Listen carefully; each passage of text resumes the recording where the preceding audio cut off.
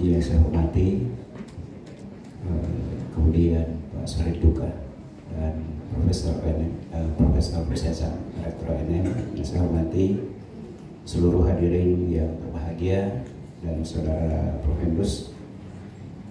Dalam penelitian ini dikemukakan juga terkait strategi komunikasi politik Partai Demokrat, yaitu selain struktural, lembaga kepartaian, jaringan partai, juga pendekatan kultural, terutama dari ketokohan Pak Sarif Duka. Saya punya pengalaman menjadi moderator dan penulis di Sulawesi Barat sudah 3 kali, di Majene pernah, kemudian di Polman pernah, di Pilgub pernah juga Pak Sarif Duka. Nah, pertanyaan saya, karena ini dominan sebenarnya disebut tadi tentang Pak SDK, tetapi belum konkret.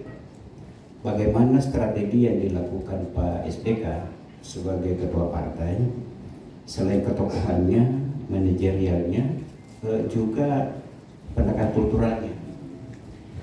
Misalnya kita melakukan polarisasi pemetaan antara Mamuju, kemudian Polman, di mana basis-basis kuat yang menjadi basis dari Partai Demokrat, dan bagaimana Pak SDK mengelola sampai memenangkan 2014, menang di 2019, menang juga pilkada Mamuju.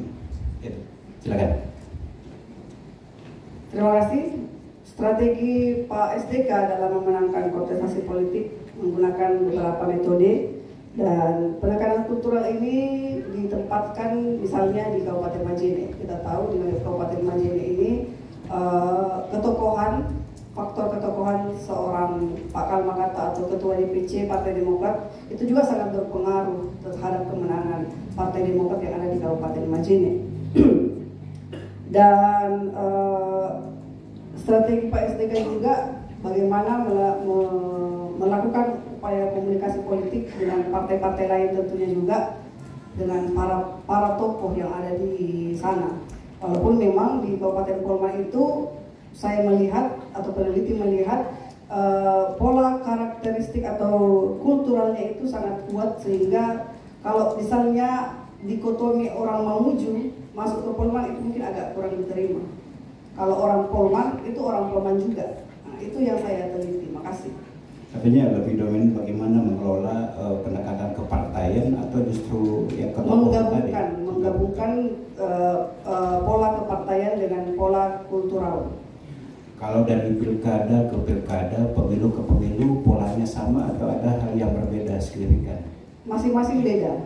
Masing-masing kalau pilkada. Misalnya kan ya. Pak SDK di 2014, Pak SDK juga di 2019. Ya.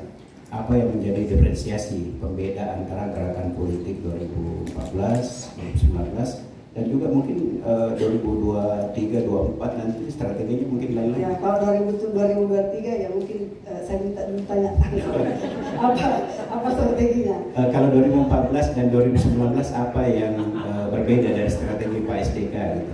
Ya, kalau di 2019 belajar kemarin dari kekalahan, beliau memperbaiki strategi yang sebenarnya tidak boleh tanya orang di sini karena itu adalah strategi. Tapi karena ini adalah disertasi, jadi saya tanya sedikit bocorannya. Jadi komunikasi politik yang paling penting dilakukan oleh Pak SDK selaku ketua partai, bagaimana membangun jaringan dengan partai-partai lain, dan melakukan pola komunikasi kultural dengan para tokoh-tokoh yang ada di beberapa wilayah. Oke, penekanan saja. Sepertinya ini kan bukan hanya faktor determinan dari Pak SDK, ya, tapi kemampuan mengelola tokoh-tokoh ya, di basis-basis Demokrat seperti di Majene tadi. Jadi ini kan tidak sentral hanya menjadi Pak SDK saja, tapi pendekatan ketokohan ya, sebagai get voters, ya, penarik suara. Gitu. Segera cukup. Terima kasih. Terima kasih Pak Dr. Firdaus. Bagaimana Saudari Profendus? Kita lanjutkan? Atau mau minum dulu? Oke? Ya. Mau minum dulu.